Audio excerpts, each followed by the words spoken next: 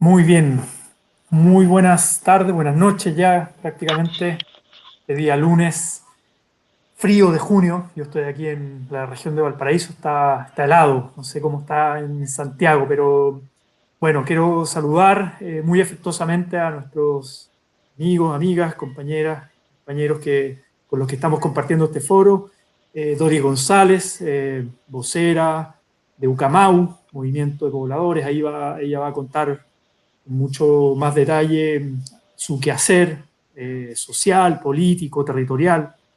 Y el arquitecto Cristian Castillo, un connotado arquitecto que tiene también gran trayectoria, una historia y un presente también muy relevante en los temas de urbanismo, de inclusión social, proyectos emblemáticos como de la maestranza. Bueno, ahí conversaremos también sobre su trayectoria y sus aportes y la mirada. El foro al que le hemos titulado a democratizar la ciudad por una propuesta, una empresa nacional de construcción, que es una propuesta que lanza Ucamau, un movimiento social. Ahí le vamos a dar la palabra a Doris para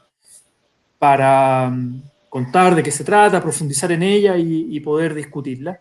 Pero también en este contexto de múltiples crisis, Ucamau también sigue elaborando y levantando propuestas. Hay unas propuestas muy interesantes también en el ámbito de la alimentación, ¿no? De la soberanía alimentaria. Bueno, ahí nos van a ir contando todos estos procesos también autogestionados que hace el movimiento y que levanta como propuestas de alguna manera de incidencia pública, ¿no? El debate público. Entonces, ese es el título de hoy. Y nada, saludarlos primero. ¿Cómo están, Doris, Cristian? Primero. Bien, aquí Hola, ¿qué gracias tal? senador por la invitación. Indudablemente que Ucamau y su trayectoria en la lucha por la vivienda es una cosa sin igual. Y conversar sobre las constructoras del Estado, las constructoras solidarias, parece hoy relevante, muy relevante, en relación a que el Estado no tiene la capacidad de asumir ni resolver el problema de la vivienda. Ujú. Muy bien. Doris. Sí, muy contenta, bueno, de estar con ustedes, de compartir esta fría noche de lunes. Acá en Santiago también está bastante frío.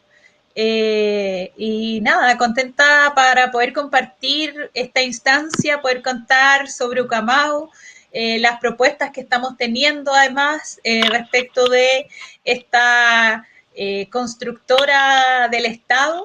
Además, una propuesta también sobre el tema alimentario que creemos que es fundamental en este momento de crisis, donde efectivamente hay que ponerse de acuerdo, pero no hay que ponerse de acuerdo porque sí nomás, sino que también tiene que ver con una propuesta país, con un futuro, con superar esta crisis que está golpeando tan duramente a millones hoy día en nuestro país, una crisis sanitaria que nos ha afectado también en lo anímico, en nuestra calidad de vida, pero pensar en la crisis económica que nos está tocando afrontar y que se va a profundizar. Entonces, en ese sentido, para nosotros es fundamental no solo quedarnos en el decir qué mal, lo mal que se están haciendo algunas cosas, sino que también proponer respecto de la construcción de un país más democrático, de un país con una participación real y activa de sus comunidades. Y en eso, Ucamau, esperamos también plantear eso, profundizar además la discusión respecto de la democratización de la ciudad,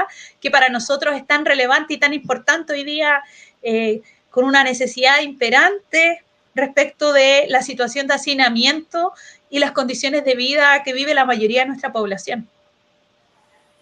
Así es.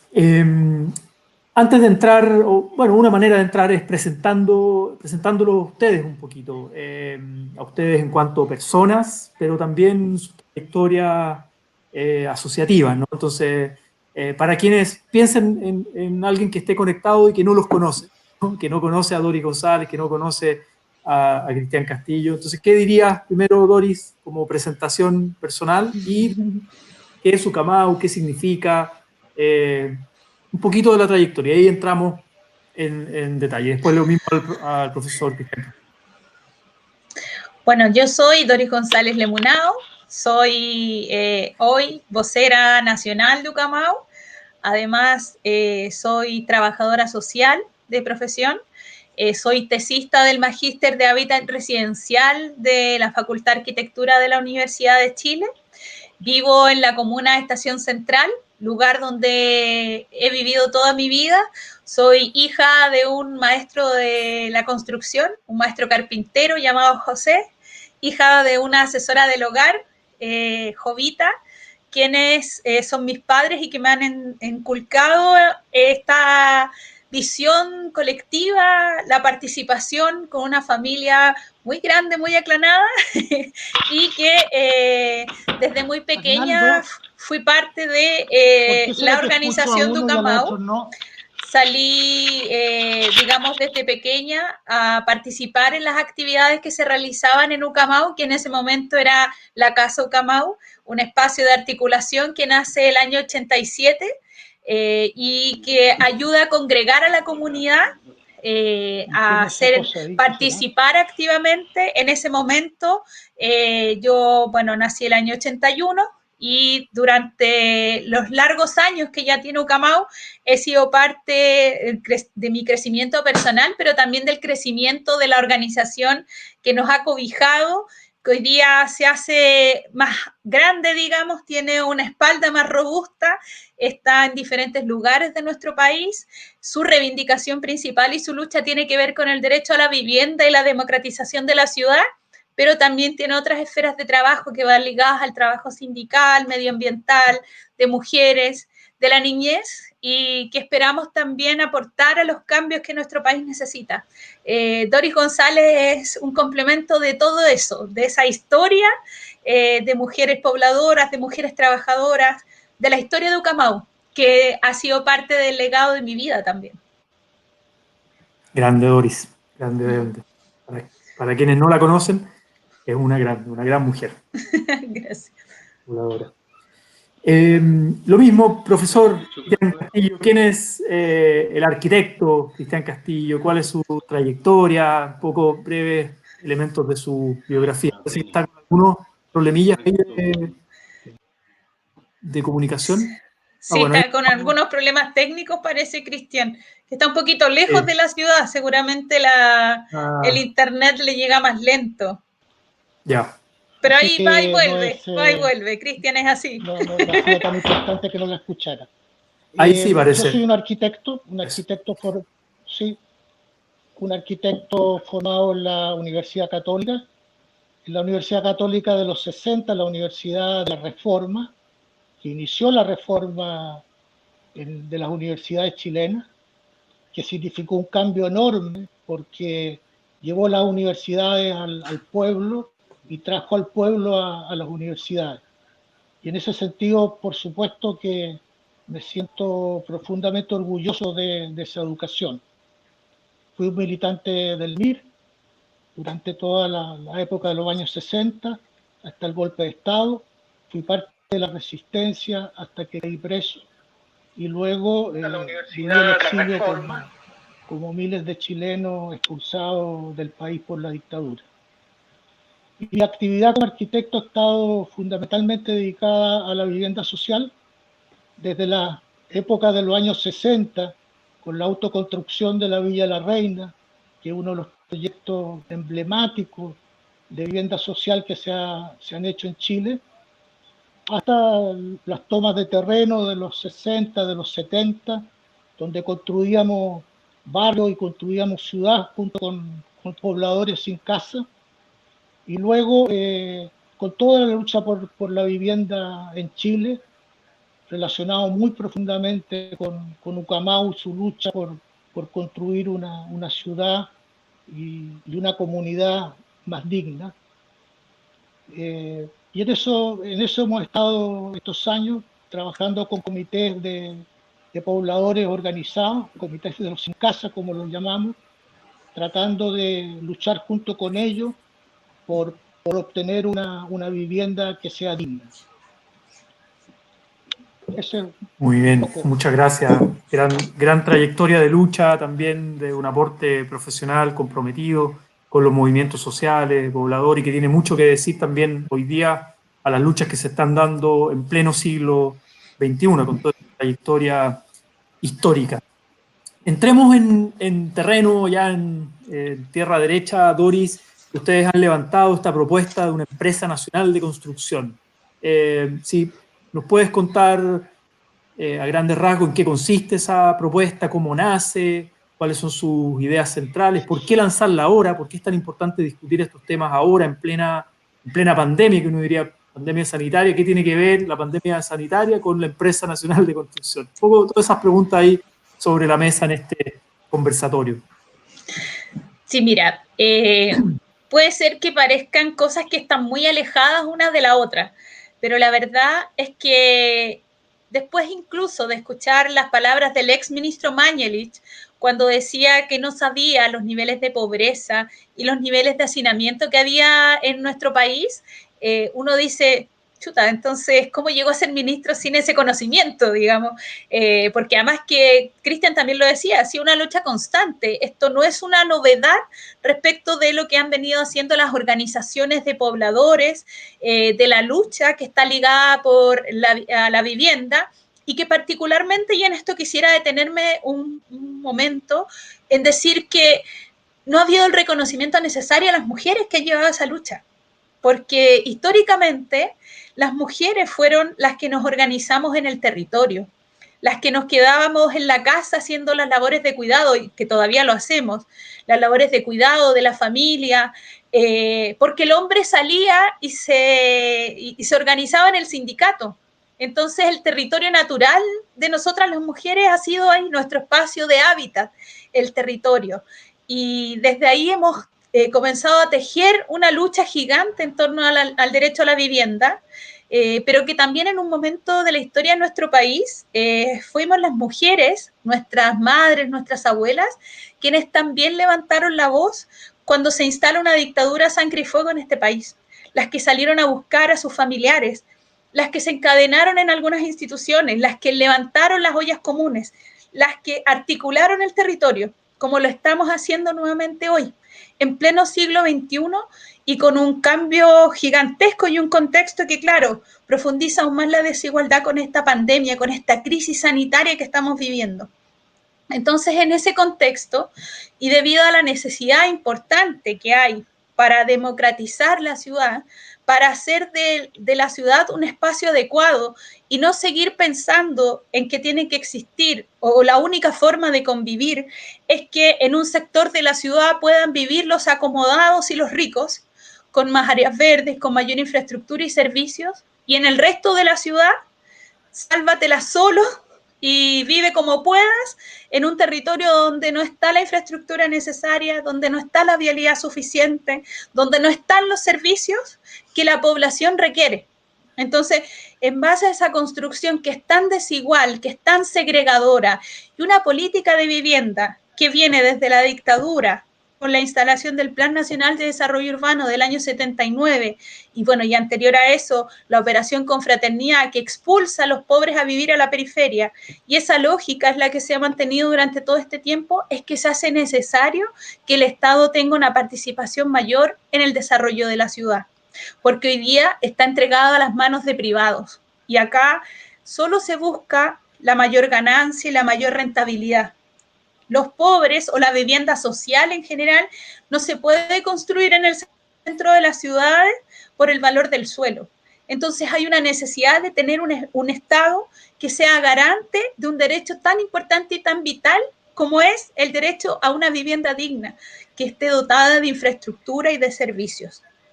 Y en torno a eso, nosotros comenzamos a pensar o a reflotar más bien ideas que no son tan novedosas, la verdad. Y bueno, y Cristian lo sabe muy bien.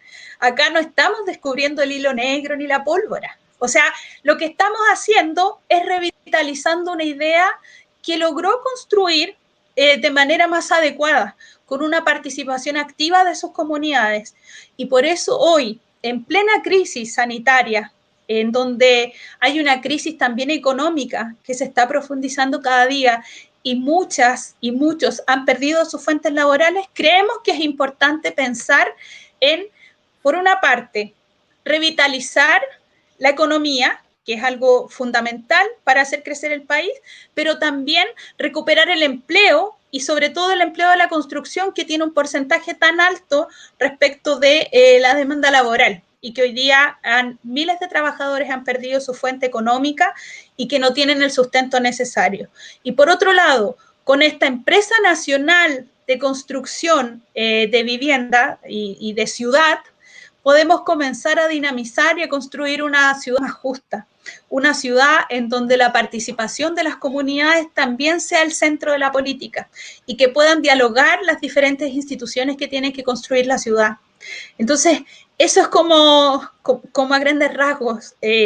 La idea nuestra es instalar esta idea donde efectivamente puedan participar las comunidades, las instituciones como el Ministerio y el MOB tengan un rol importante, pero que también se active hacia digamos, una empresa de insumos de construcción, que no solo sea pensar en construir y dinamizar la economía de esa manera, sino que también exista un diálogo entre los insumos que en nuestro país, con la cantidad de recursos naturales, los bienes comunes que tenemos, podría ser sin ningún problema una tarea del Estado que sirva para dialogar mucho más con la ciudadanía, con la comunidad y profundizarlo mucho más. O sea, acá nosotros tenemos algunos puntos que creemos que son relevantes y que van en la convocatoria de representantes de la producción de vivienda, donde están las familias pobladoras, las empresas constructoras, productores de insumos y hasta los actores encargados de vivienda, en este caso que es el Ministerio de Vivienda y el MOB. También luego de esta instalación, porque esto incluso nos llevaría a pensar en una nueva forma de gobernanza, en una nueva forma de diálogo de las instituciones con las comunidades. Entonces, en ese sentido, planificar en 5 años por lo menos cómo se instalaría esta idea y cuáles serían las tareas que tendrían estas instituciones y cómo dialogar entre sí. Por otro lado, la proyección de obras que ayuden a dinamizar la inversión, la producción de insumos, la construcción de viviendas e infraestructura, porque ayudará a generar el empleo que se ha perdido durante todos estos meses. Por otro lado, tenemos la propuesta de financiamiento, que tiene que ver con una definición presupuestaria que parte del 2,5% de los impuestos a los súper ricos, a los más ricos, que también tienen que ponerse para superar esta crisis. No pueden, como decimos por ahí, no pueden pasar piola. ¿Ya? Y en términos de facultades públicas, también los ministerios involucrados tienen que crear una comisión de empresa pública, de ciudad, mirar de otra manera este diálogo que se tiene que hacer. Crear un nuevo decreto supremo de adquisición de viviendas, que eso también es una cuestión que se tiene que empezar a ejecutar con esta propuesta.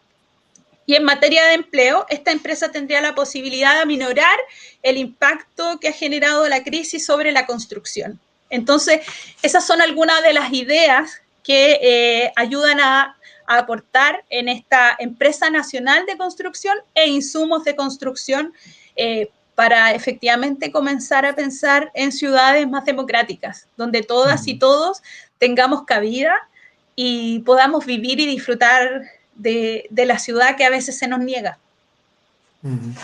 Muy bien, muchas gracias por esta primera introducción a la propuesta de una empresa nacional de construcción y su relación también con la crisis sanitaria, social, humanitaria que estamos viviendo. Cristian Castillo, profesor, cuando Doris decía esto no es una idea nueva, sino que acá hay una historia, y además habla también de la relación entre una empresa y el rol del Estado y la participación de la comunidad.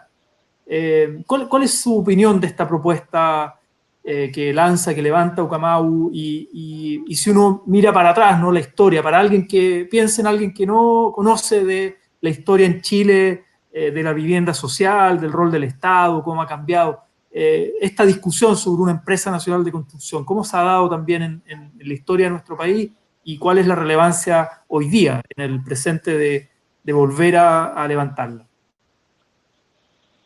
Bueno, no escuché a Doris, pero conozco el proyecto de Ucamau en relación a la empresa constructora.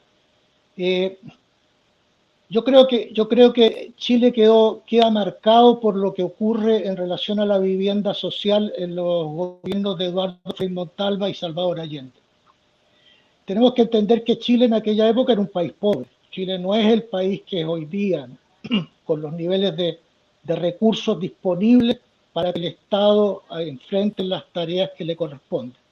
En aquella época, en Chile se construían 40.000, 50.000, 60.000 viviendas se construyeron en el año 1972 en Chile. Hoy el Estado, si construye 10.000, 20.000 viviendas, es mucho. Viviendas construidas, realmente entregadas a familias para que las habiten. Pueden repartirse muchos papelitos de subsidio, pero ese subsidio no significa necesariamente una vivienda. Todos sabemos a esta altura que el subsidio es realmente la mitad de lo que vale una vivienda en el mercado. Si el subsidio es 1.000 UF, sale muy difícil para una familia encontrar en el mercado una vivienda por menos de 2.000 UF. O sea, el subsidio, a no ser de que el Estado enfrente la responsabilidad de construir esas viviendas, simplemente no sirve de mucho. Ahora, la experiencia de aquellos años que yo la viví y que hoy día falta, es que el Estado tenía confianza en la capacidad del pueblo para resolver sus problemas.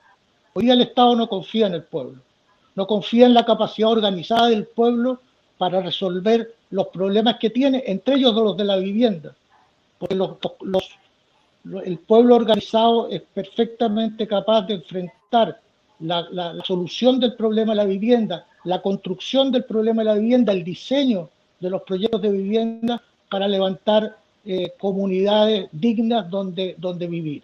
Y esos ejemplos los tenemos en la construcción de Villa La Reina, donde 1.500 familias enfrentaron, eso en la época de Frei Montalva, donde 1.500 familias enfrentaron la posibilidad y el sueño de construir su casa, y lo lograron por la autoconstrucción y generando empresas de trabajadores y cooperativas alrededor de esta gestión que iban resolviendo los problemas que se enfrentaba con la construcción misma. Yo participé de ese proceso. Entre sábado y domingo había 1.500, 2.000 personas, 3.000 personas en algunas ocasiones levantando sus casas. Había sí un Estado dispuesto a cooperar en la tarea, porque no se necesita necesariamente que el Estado esté presente en todo. Hay tareas y hay estructuras que las estructuras orgánicas que el pueblo se da pueden resolver perfectamente bien esos problemas. Y de ahí surgieron miles de proyectos interesantes, las empresas de autogestión, formadas por los mismos trabajadores cesantes que enfrentaban tareas en común alrededor de lo que a mí me cabe, sin duda en otras áreas también se daba, empresas de autogestión conformadas por los mismos trabajadores que hacían tareas de producción en relación a la construcción misma de la vivienda. A mí me tocó participar en una como socio, éramos 25, 30 socios que trabajábamos haciendo tubos de cemento en una cooperativa que tuvo un éxito profundo y que por supuesto la dictadura se encargó de destruir todo ese tipo de proyectos lo más pronto que pudo. Pero nosotros teníamos un Estado dispuesto a apoyar la tarea de organización y de solución de los problemas de los trabajadores, de las familias, en el sentido de que nos apoyaban con tecnología, nos apoyaban con asesoría y nos apoyaban con la compra de parte de la producción que nosotros realizábamos para utilizarla en proyectos de vivienda social que se desarrollaban a todo lo largo de Chile en aquella época. Esto se destruyó con la dictadura, pero la democracia no lo retomó, nunca retomó la importancia que tiene la vivienda en el bienestar, en el avance del país, en la construcción de una vida digna para las familias chilenas. Eso que llamamos nosotros la necesaria trilogía, que está constituida por la educación, la salud, hay que agregarle la vivienda. Si no se agrega la vivienda, es imposible que tengamos soluciones. Y a la vivienda el Estado, a través de estos 25 años no le ha puesto nunca un interés suficiente. Siempre lo ha transformado en un negocio de la oferta. Nunca se ha preocupado de organizar la demanda para encontrar realmente una solución a este problema. Y el problema se puede enfrentar. Chile hoy día es un país con inmensos recursos. Nosotros hemos hecho un estudio que demuestra que con un programa de construcción de 50.000 viviendas al año, que no le debería costar a Chile hoy día demasiado hacerlo, se podría, en 20 años podríamos resolver el déficit habitacional, que es de 1 millón de viviendas. Si no hacemos eso, las crisis en Chile van a estar siempre en torno al problema de la vivienda. Tú no puedes concebir un niño que vaya a una muy buena escuela, que tenga un muy buen policlínico en su barrio, que llegue a una casa donde el hacinamiento le impide desarrollarse como tal. No tiene un lugar donde estudiar, no tiene un lugar donde jugar. Y el niño termina en la calle. Y al terminar en la calle, todos sabemos la inmensa cantidad de problemas que eso genera. Porque en esa vivienda hoy día viven 3 o 4 generaciones, 10, 15 personas por vivienda, que se constituyen al final en una suma de cuartos que se van prolongando por los viejos terrenos, el famoso sitio en el cual se construía la vivienda social de 8 por 10 o de 9 por 10 por 10 metros. Y eso hace imposible que podamos solucionar el problema que estamos viviendo. Y buena parte de la rabia que hoy día se concentra en el pueblo de Chile surge de esas condiciones de vida que no somos capaces de dar.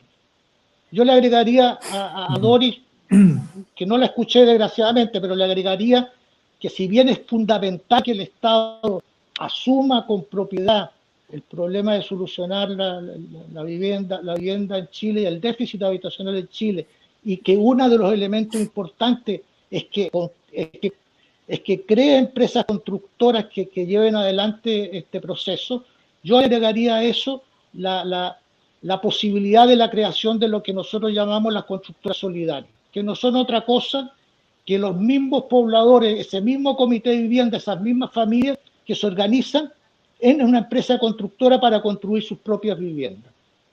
Y eso que parece una locura, porque dirán, ¿cómo 400 familias como las de Maestranza van a ser capaces de construir su vivienda? Pues yo quiero decirles que una empresa constructora no es otra cosa que una oficina con un escritorio para la secretaria, un escritorio para el dueño, que tiene muy buenos contactos en el Estado y muy buenos contactos en los bancos, que asume la construcción de las obras, pero la obra en sí misma no la construye él. La obra lo construyen los profesionales que están en la obra, esos ingenieros, esos constructores que llevan adelante la construcción de la obra, no es el propietario de la constructora. Y yo sí creo que ese comité organizado puede contratar a los mejores profesionales que hayan en Chile, en Santiago, para levantar su propia obra. Les pagarán los honorarios que correspondan a la calidad profesional que cada uno de ellos tiene. Y podríamos llevar adelante, y lo importante es que esto significa 2 cosas muy importantes. Una, que nos ahorramos un 30% del presupuesto que tenemos para hacer vivienda. O sea, podríamos hacer vivienda 30% porque ahí están las utilidades y una parte de los gastos generales que los pobladores organizados por sí mismos no tienen necesidad de usarlos. Por lo tanto, entre un 25 y un 30% podríamos tener de ese presupuesto de 1.000 UF, nos quedan 300 UF adicionales que al final terminan en manos de la empresa constructora, para mejorar la calidad de la vivienda o terminarla, porque todos sabemos que hoy día las viviendas no se entregan terminadas, o para mejorar la cantidad de metros cuadrados de esa vivienda. Y eso solo pasa porque el Estado tenga la confianza suficiente en que el pueblo organizado, que las familias organizadas van a llevar a su tarea adelante y van a construir esas viviendas. Y eso resuelve un problema que es muy importante, que es la corresponsabilidad en la ejecución de las obras que tiene que llevar adelante el país. Entonces, ese comité de vivienda, esas familias se han hecho responsables del producto que van a obtener, de la construcción, de la calidad de la construcción de ese sueño que tuvieron cuando pensaron que que podían tener una vivienda digna donde vivir. Y la corresponsabilidad es muy importante. Hoy día el Estado construye viviendas y se las entrega a familias a las cuales le ha dado un subsidio, pero que no ha tenido ningún contacto con lo que ahí ocurre, que no conoce a sus vecinos, que no sabe lo que el barrio en el cual se va a instalar. En general, tampoco son los extramuros de la ciudad, como todos sabemos. Y eso hace muy difícil la generación de una comunidad alrededor de ese proyecto. Y de ahí surgen los guetos. ¿Cómo vamos a suponer que edificios puestos uno al lado de otro a 8 metros de diferencia, sin lugares donde la comunidad se reúna, sin lugares seguros para que los niños jueguen, proyectos atravesados por calles, por zonas que desoladas, no pueden constituir comunidad ni pueden constituir vida digna? Y eso es el germen de los guetos, esos guetos que en París los barrios argelinos se tomaron la ciudad, y en Nueva York también lo hicieron, y un día lo van a hacer aquí en Chile. No les quepa la menor duda que muchos de esos proyectos de vivienda social que se están levantando, que van a terminar constituyendo unos guetos insoportables porque no están conectados con la ciudad, las viviendas no tienen los tamaños suficientes, la calidad de los espacios comunes no existe, van a terminar esa gente, esas familias saliendo a la calle a protestar y a incendiar la ciudad. Lo de octubre, nosotros tenemos que entenderlo como una parte del problema de la vivienda. Bien, profesor, muchas gracias también esta primera parte de reflexión. Y para pasarle nuevamente la palabra a Doris, y se me ocurre, por lo que ambos han planteado, que hay obviamente un cuestionamiento al rol del Estado y al tipo de Estado que tenemos. Es decir, y mi pregunta acá, Doris, es si ustedes desde Ucamau, consideran que esta propuesta de una empresa nacional de construcción es posible desarrollarla en el marco de un Estado neoliberal. O sea, podría ser una empresa estatal, con todas las dificultades que hay hoy día para crear una empresa estatal, con los quórum, etcétera, y requiere la voluntad política del presidente de la República. Ya, pero supongamos que nos saltamos eso y hay un presidente de la República con voluntad política de crear una empresa nacional de construcción, consigue los votos en el Congreso para hacerlo, ¿ok? Pero esta empresa tendría que competir en un mercado, ¿no? Y además con un rol del Estado neoliberal, o habría que superar esta lógica del Estado neoliberal y, por ejemplo, esto se conecta también con la discusión del proceso constituyente, por ejemplo, ¿no? ¿Van de la mano? ¿Tú crees que son caminos paralelos en términos de incidencia política, ¿no? Qué buena pregunta. Mira, la verdad es que en el modelo actual y con el tipo de Estado que tenemos, por más que se gane la voluntad de un par de personeros de un gobierno o del presidente de la República, sería muy difícil pensar en la posibilidad de que esta empresa constructora estatal, empresa de construcción y además de insumos, pueda construir como pensamos nosotros, que pueda desarrollar ciudad. Porque el modelo como está pensado hoy día, está pensado a la ganancia, existe un poder muy grande también de la Cámara Chilena de la Construcción, entonces tenemos que superar este modelo, tenemos que dar un paso más allá y ese paso también tiene que ver con la discusión del cambio constitucional que se está dando. Lamentablemente en nuestra Constitución hoy día el derecho a la vivienda no está garantizado, no existe el derecho a la vivienda. Entonces el Estado, claro, a través de convenios internacionales adquiere el derecho supuestamente o las garantías que tiene que brindar, pero eso no está pasando. De hecho, hace algún par de años atrás, particularmente en la comuna de Estación Central, que es donde habito, llevamos a la relatora de las Naciones Unidas para la Vivienda Adecuada a visitar la construcción de edificios hiperdensos que hoy los mal llaman guetos verticales, los estigmatizan además las autoridades, luego de permitir su construcción, y ella quedó impactada. Dijo que en ninguna parte del mundo había visto una lógica de construcción tan perversa como la que se estaba haciendo en este lugar, particularmente en un sector de las rejas con Ecuador, donde dejaron entre medio de torres altísimas una torre de edificios más pequeña, que esa comunidad ni siquiera tiene acceso a la luz natural. Entonces, de eso estamos hablando, superar ese modelo de construcción que solo beneficia la ganancia, que no se fija en el desarrollo humano de esos seres humanos que van a vivir en ese lugar. Y yo creo que ahí también hay una cuestión fundamental que mencionaba Cristian y que tiene que ver con la capacidad que tienen las comunidades, las organizaciones para poder llevar adelante también sus procesos autogestionarios. Y yo creo que eso también es muy relevante.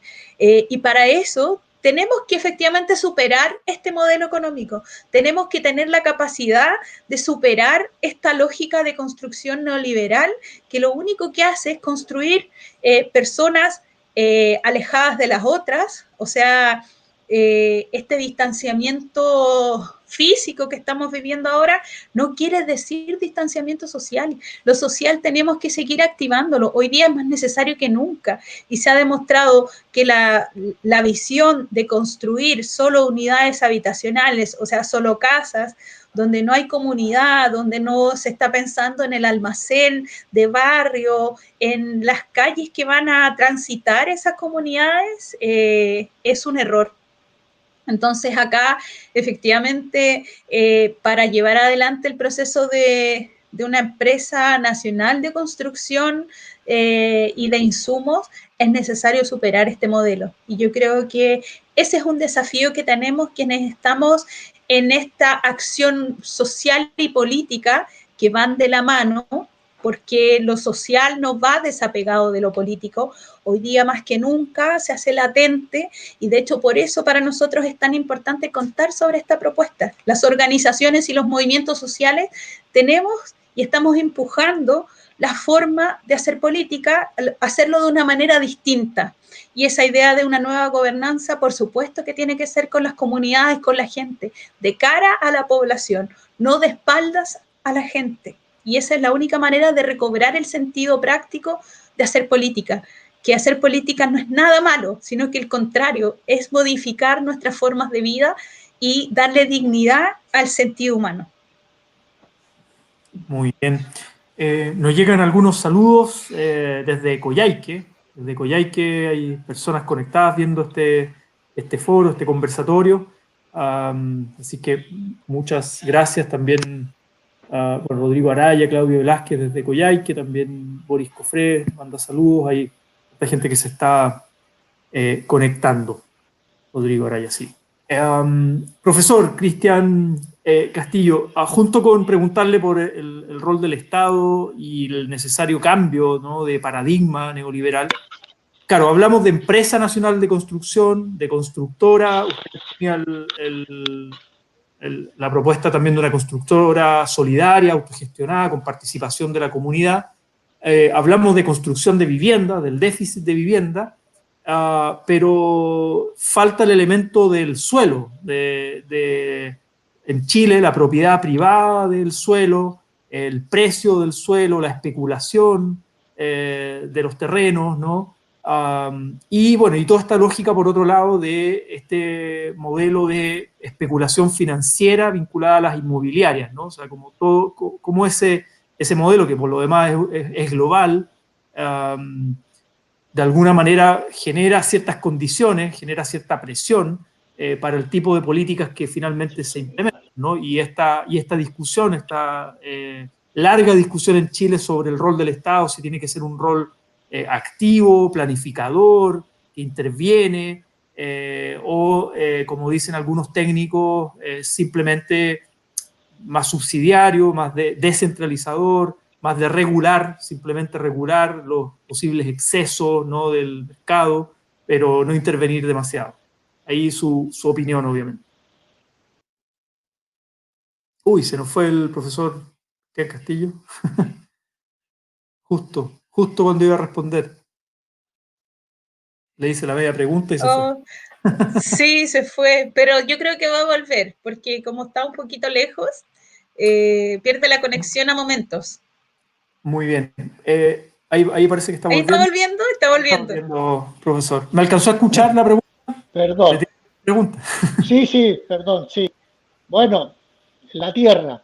La tierra, por supuesto, que es un gran problema. Pero como, como decía mi padre, la tierra debe valer según el uso que se le vaya a dar. Y eso es algo que el Estado debiera asimilarlo. Pero mira, tierra hay. Y tierra es posible, el Estado tiene mucha tierra. Hoy día el gran problema que tenemos quienes trabajamos en el problema de la vivienda social o los mismos comités de vivienda social organizados es que esa tierra que pertenece al Estado no está utilizable. Cada institución, bueno, ¿para qué hablar de las Fuerzas Armadas y Carabineros? Son dueños de una parte importante de tierra en Santiago mismo, la precordillera. Ahí estamos con el comité de Mata Sur intentando conseguir un terreno que es de la Armada de Chile al lado de la Unidad de Ciudad Portales, que está sin uso. Varias hectáreas de terreno simplemente mirando cómo hay gentes que necesitan una casa digna y que ellos no aportan esos terrenos que uno utiliza para nada. La precordillera está en manos de Carabineros. Son terrenos que podríamos perfectamente bien usar para vivienda social con el solo hecho de que el Estado recupere esas tierras y las ponga en un gran banco de suelo para ser utilizado en vivienda social, en equipamiento, en colegios, en hospitales, en todo aquello que necesitamos. Porque no solo necesitamos vivienda, necesitamos construir barrios y necesitamos construir ciudad. Y para eso es importante. Ahora, también las empresas del Estado y las instituciones del Estado tienen terrenos como si les fueran propios. No es posible, por ejemplo, que EFE siga siendo propietario de grandes extensiones, pero también de pequeñas extensiones de terrenos enclavadas en la ciudad, sin que sea posible que las entreguen para vivienda social. EFE intenta hacer negocios con las tierras, le busca la plusvalía, siendo una empresa del Estado, le busca la plusvalía a las propiedades que tiene para vendérselas al mismo Estado. Es una cosa inaudita, o sea, quien pudiera escucharnos de otro lugar del mundo diría, bueno, en Chile estamos todos completamente locos. ¿Cómo es posible que una empresa del Estado le venda al Estado una propiedad que es del Estado con la plusvalía incorporada? Es una vergüenza. Y eso, como EFE, hay muchas otras empresas del Estado que capitalizan sus recursos en propiedades, las enriquecen en el tiempo y después las venden al mejor postor. Pero ¿cómo va a ser posible que vivamos en un país, nosotros en un país como ese? La creación del banco de suelo es una cuestión absolutamente indispensable y si el gobierno no lo hace, el Congreso debiera obligarlo a hacerlo, ejercer la presión suficiente para que se dé el paso necesario para primero recuperar todas las tierras, todos los suelos que están en manos de instituciones o en empresas del Estado, incluidas las Fuerzas Armadas, por supuesto, en un gran banco de suelo, y luego quitarles todas las pequeñas propiedades que tienen por aquí y por allá esperando una plusvalía que no podemos considerarla como tal. Porque el presidente de EFE tiene que hacer negocio con empresas que son del Estado. ¿De dónde viene eso? ¿De dónde nos viene ese? O sea, este Estado ha obligado a las instituciones del Estado a mantenerse por sí mismas y al obligarlo a mantenerse por sí mismas, ellos empiezan a hacer negocios. Y ellos no están para hacer negocios. Ellos están para entregar servicios, no para hacer negocios. Pero yo quisiera tocarte el otro problema, porque el gran asunto aquí es que el Estado dice que no puede hacer viviendas sociales porque el costo del suelo es muy alto. Y nosotros le hemos tratado de demostrar con varios proyectos que es posible hacer vivienda social en terrenos de alto costo. ¿Cómo cubrimos la diferencia de precio entre lo que el Estado tiene considerado para la compra de suelo, que no es mucho, son 200 UF por subsidio?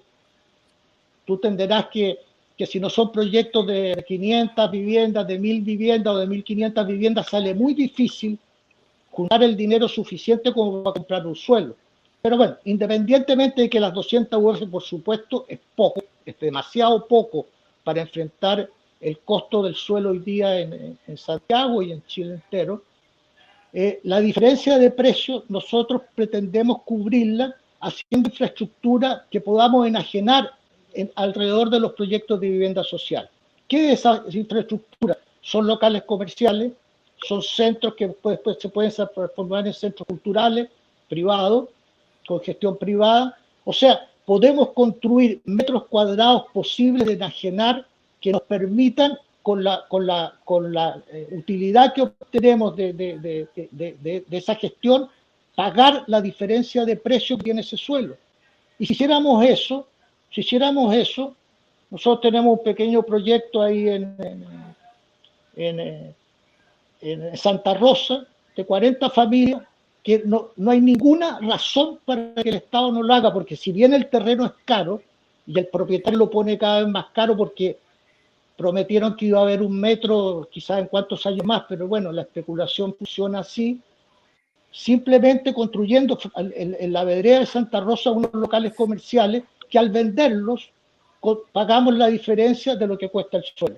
¿Por qué te digo esto? Porque tú puedes construir en 10, 12 UF el metro cuadrado de local comercial y lo puedes vender en 30, 40, 50, 60 UF dependiendo de donde estés. Esa diferencia es la que a nosotros nos permitiría construir vivienda social en cualquier lugar de Chile, por muy cara que sea la tierra. Porque si es muy cara, haremos la infraestructura necesaria para cubrir las diferencias. Y esa infraestructura sirve después para la construcción del barrio. Porque hoy día se hace vivienda social, pero no se hace nada alrededor de la vivienda social. Si nosotros podemos levantar proyectos que traigan incluida una parte de la constitución del barrio, podríamos ayudar muchísimo a que se consolide también el barrio como el mismo. Entonces, a mí me parece inaceptable plantear que el costo de la tierra, independientemente de lo que hablamos antes de la necesaria construcción de un banco de suelo, que el costo de la tierra es un elemento que impide hacer vivienda social. No lo impide. Solamente hay que gestionar ese proyecto de manera de la diferencia de precios entre lo que pone el Estado y lo que cuesta el suelo, lo obtengamos por la construcción de infraestructura de servicios que podamos enajenar a los precios de mercado para poder pagar las diferencias. Muy bien, muchas gracias, profesor. Muy clara y elaborada explicación. Doris, esta etapa final del conversatorio, llevamos casi 50 minutos. La idea tampoco es abusar del tiempo de ustedes y de quienes están conectados, pero ustedes también han hecho otra propuesta en este contexto de crisis, de pandemia, sobre alimentos. Un poco apuntando a la soberanía alimentaria, ¿no? ¿En qué consiste esa propuesta que está muy de la mano, obviamente, en contexto de precarización, de hambre, el que estamos padeciendo, donde han vuelto a resurgir las ollas comunes, la autogestión de las comunidades y en los territorios, la cesantía, el nivel de desempleo van en aumento, la pobreza va en aumento.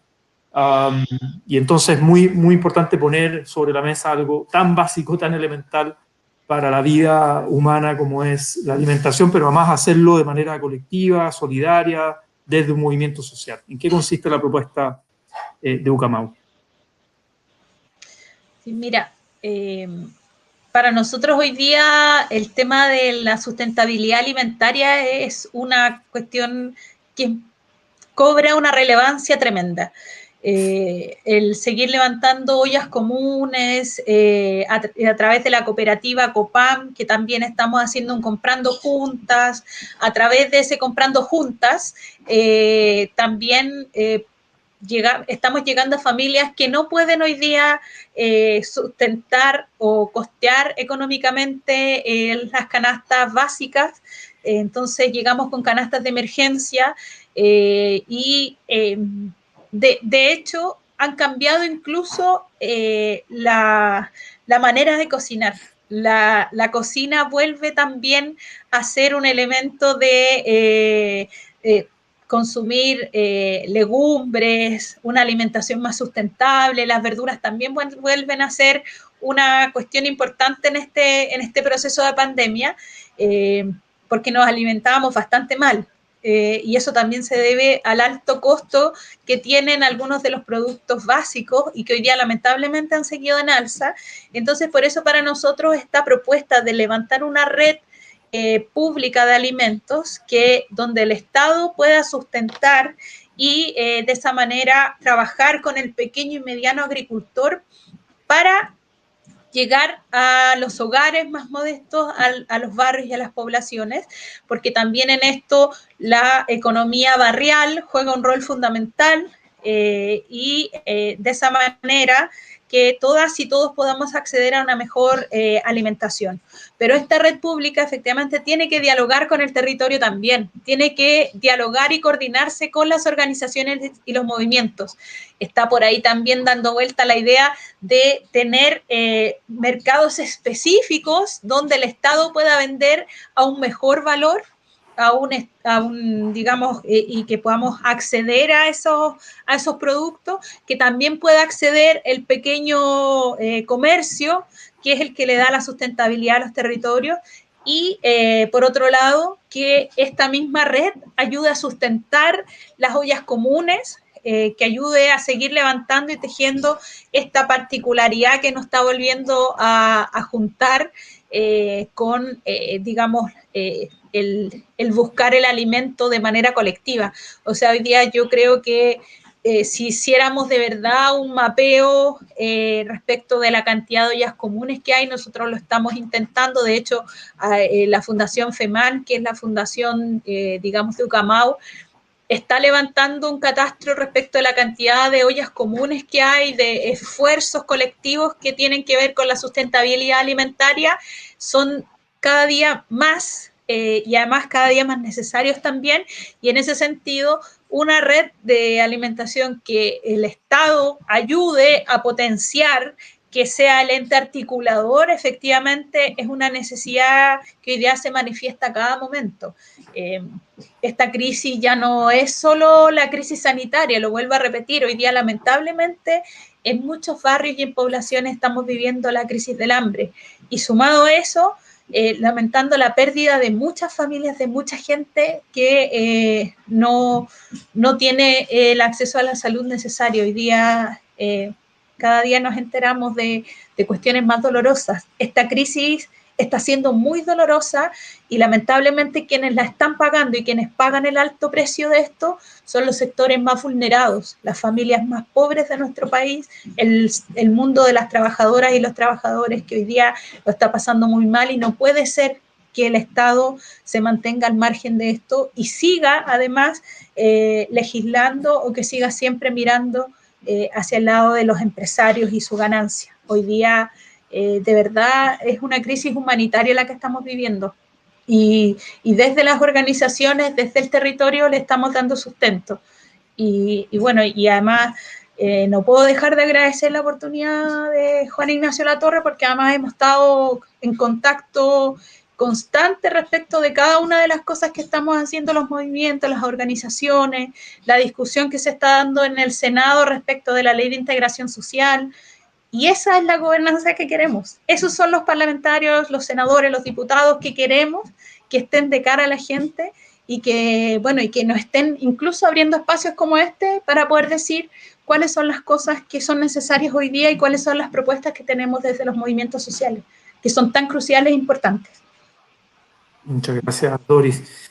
Y claro, y en el fondo cuando hablamos de democratización de la ciudad y con esta propuesta de Empresa Nacional de Construcción se van derivando un montón de otros espacios de democratización, ¿no? Lo decía Doris recién, cooperativas de comprando juntos, son cooperativas de consumo.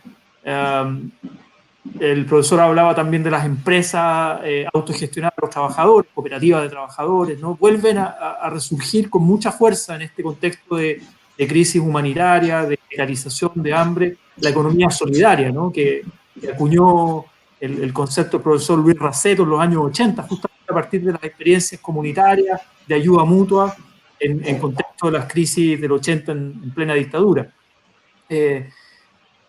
hay algo de eso con la democratización también del mercado, de la economía de mercado, porque algunos dicen, bueno, entonces volvamos todo al Estado. Y acá Doris planteaba una propuesta muy interesante, de alguna manera, de saltarse los intermediarios, una red pública, pero apoyando a los pequeños y medianos productores, ¿no? Que llegue a los consumidores, saltar a este intermediario que va sacando tajada. O sea, no es necesariamente volver. La caricatura muchos plantean es como acá vuelve el Estado omnipresente, la economía estatista, el Estado planificador, burocrático, ¿no? Acá, de alguna manera, un rol activo del Estado, pero con fuerte participación de la comunidad, de las organizaciones sociales, de los movimientos sociales, ¿no? Por ahí va, no sé, reflexiones, profesor, reflexiones finales, estamos en la última etapa ya de este conversatorio. ¿Qué le parece, ya sea esta propuesta o bien algún otro elemento que usted quiera destacar?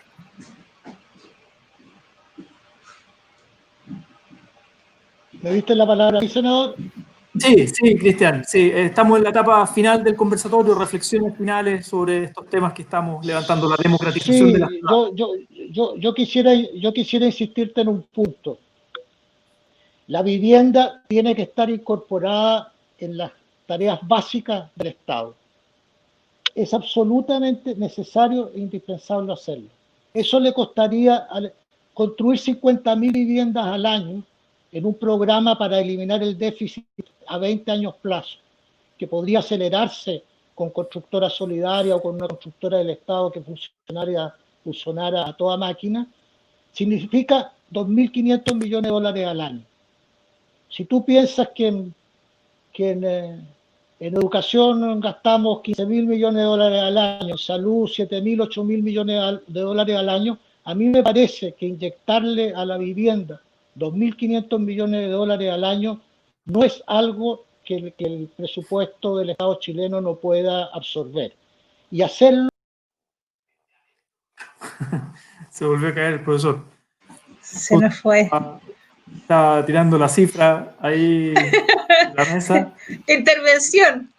Intervención, algo raro pasa. Ahí Sí. estarán mirando desde Hacienda, estarán mirando. Claro. Se está subiendo por el chorro, dijeron. Ahí viene de vuelta Cristian. Ahí está. Justo se cayó cuando estaba ahí Mejor es que Doris tome la palabra. No, si puede redondear, estaba hablando del eso es algo que 2.500 millones. Yo te lo digo porque todos ustedes que son tú eres el senador, los diputados que están allí para luchar por los intereses del pueblo chileno, tienen que tomar el asunto de la vivienda como un asunto realmente serio. Y cuando haya que discutir los presupuestos, hay que presionar al gobierno para que de verdad asuma este problema como tal, como un problema. Hay 1 millón de viviendas de déficit habitacional en Chile. Esos son 4 millones de chilenos. El 25% de la población en Chile no tiene una casa digna. ¿Cómo eso no va a significar? No tiene casa donde vivir, ¿qué casa digna? No tiene casa donde vivir. ¿Cómo eso no va a significar que se tome con la seriedad que implica este asunto de la vivienda? Un 25, un cuarto por ciento de la población en Chile, son 4 millones de chilenos que no tienen un lugar donde vivir y que viven hacinados. Viven en campamentos, los campamentos no disminuyen en Chile, los campamentos crecen. Todos los días aparece un campamento nuevo y van a aparecer muchos más campamentos nuevos a partir de la realidad que tenemos con esta pandemia. Vamos a salir de esta crisis en unas condiciones de pobreza enormes y eso va a significar un problema tremendo de vivienda, de lugares donde poder cobijar a las familias chilenas. Entonces hay que tomárselo con la seriedad que requiere y hay que inyectarle los recursos que necesita y hay que construir las orgánicas en el Ministerio de la Vivienda que se encarguen realmente de este asunto. No es posible que el serbio se dedique a pavimentar calles y por el lado trate de hacer vivienda. Hay que regenerar lo que teníamos en el Ministerio de la Vivienda en la época de los 60 y durante el gobierno de Salvador Allende, una Coravita encargada de la vivienda social, una Cordi encargada de los problemas de vivienda de la clase media, una Cormu encargada de la ciudad. ¿Cómo no tenemos una estructura orgánica que se encargue de la ciudad? No existe. No existe. Y eso de verdad que si no lo asumimos con la urgencia y la importancia y la necesidad que tiene este problema, va a ser muy difícil vivir en paz en Chile. Muy, muy difícil. Ningún tipo de acuerdo social resuelve este problema que tenemos los chilenos, que 1/4% de nuestra población no tiene un lugar donde vivir. Entonces son 2.500, peleen ustedes en el Congreso por eso, peleen por un presupuesto real para la vivienda social en Chile. Construyamos 50.000 viviendas al año, si podemos hacerlo. Son trabajadores chilenos, son materiales chilenos, además resuelve problemas de cesantía, Una reinversión a la agiliza economía. toda la industria nacional. Hay una inyección en la economía fantástica, brutal, brutal. El Y tema cambia el económico ámbito. siempre... Si la gente, si las familias sin casa saben que hay un programa real de construcción de vivienda, pueden estar dispuestos a esperar, o se organizarán en una cooperativa y empezarán a levantar sus casas con la ayuda del Estado por detrás, con la confianza del Estado. Porque el gran problema que nosotros tenemos es que el Estado no cree en el pueblo organizado. Y eso es fatal. Y esto no es este gobierno, han sido todos los gobiernos que se han usado desde la dictadura, no confían en el pueblo. Y confían mucho menos en el pueblo organizado, porque no sé quién les ha dicho que el pueblo organizado es enemigo. Entonces nos tratan como si fuéramos peligrosos. No, es un enemigo peligroso siempre la organización para los es gobiernos, peligrosa. lamentablemente. Sí, así es. Así es. Y esos Bueno, presupuestos, además, públicos... Dori lo dice mucho mejor que yo. Muchas gracias, profesor. Potente reflexión final. Y claro, y estos presupuestos públicos, usted decía ahí, los dueños de las constructoras tienen altos contactos con el Estado porque son muy apetecidos por, de alguna manera, el negocio privado en torno a la vivienda, ¿no? Por eso es que es tan relevante el rol acá de una empresa nacional de construcción. Yo quiero agradecer de verdad este espacio a Doris. Hemos tenido, como ella dijo, ahí harto diálogo sobre un proyecto de ley que está en el Congreso. Se está articulando ahí una interesante organización social y política en torno a ese proyecto, el trámite en el Senado del proyecto de ley llamado de integración social, pero además muchas otras agendas que Ucamau está levantando desde los territorios, que yo creo que en este contexto de pandemia son un muy buen testimonio, son un muy buen ejemplo, son un muy buen faro para mirar y para potenciar y para aprender de ahí y proyectar en el fondo todo el ciclo que se viene de disputa social y política, ¿no? Para que esta crisis no la paguen los trabajadores y para que la salida de la crisis también sea con justicia social, con sostenibilidad ecológica, con democratización de la ciudad. Así que muchas gracias por tu testimonio, tu trabajo, tu vocería. Yo sé que detrás tuyo hay mucha gente que te acompaña. Saludar a los compañeros y las compañeras de Ucamau, ciertamente. Y lo mismo, profesor, la verdad que ha sido un gusto escucharlo. De verdad un honor tenerlo ahí compartiendo un foro, un panel virtual en este contexto. Ya habrá oportunidad para tener un espacio presencial, pero la verdad es que escuchar su trayectoria, que no es solo teoría, no es solo ideas, sino que es praxis también, es historia, es compromiso, lucha de muchos años, de décadas, y de mucho sufrimiento también, por todo lo que fue el proceso de la dictadura. Entonces, nada, un testimonio y una vigencia en sus propuestas muy potente también para el tiempo que estamos viviendo. No sé si quisieran cerrar así últimos minutitos con algo, simplemente les doy la palabra para despedirse de la gente que nos está viendo. Obviamente este espacio queda grabado en los Facebook, ahí se comparten el video, etcétera, para poder difundir en todas las redes posibles. Yo quisiera agradecer sobre todo a las compañeras que están siempre ahí atentas de cada una de las cosas que donde estamos, donde nos movemos, estas discusiones, estos debates. Un abrazo a mis compañeras y compañeros de Ucamau, al Cristian a la distancia, un abrazo gigante que no nos habíamos visto hace un ratito, solo hablábamos a través de WhatsApp. y gracias por la oportunidad, y solo decir que es un momento para seguir profundizando más la organización, las redes comunitarias, el trabajo conjunto. Es el momento de proyectar, de seguir construyendo un Chile distinto, un Chile con justicia social, un Chile donde tenemos hoy día la oportunidad de cambiar la Constitución, que es herencia de la dictadura, que pone una camisa de fuerza para transformar este país. Por eso la lucha continúa y vamos a seguir adelante, vamos a seguir profundizando más la organización, los procesos de reflexión, de trabajo comunitario, que son tan importantes, porque cambiar la Constitución por sí sola en papel no sirve, sino que el acompañamiento de ese pueblo organizado, de esa ciudadanía, ese pueblo consciente, es lo que va a hacer que efectivamente nuestro país cambie. Y esa es nuestra aspiración por sobre todas las cosas, construir un Chile lleno de dignidad. Gracias. Profesor, palabras finales de despedida, de cierre. Sí, darle las gracias a Dori y a Ucamau por estar siempre ahí presente en la lucha. Estoy con ellos, estoy siempre lo más cercano que puedo.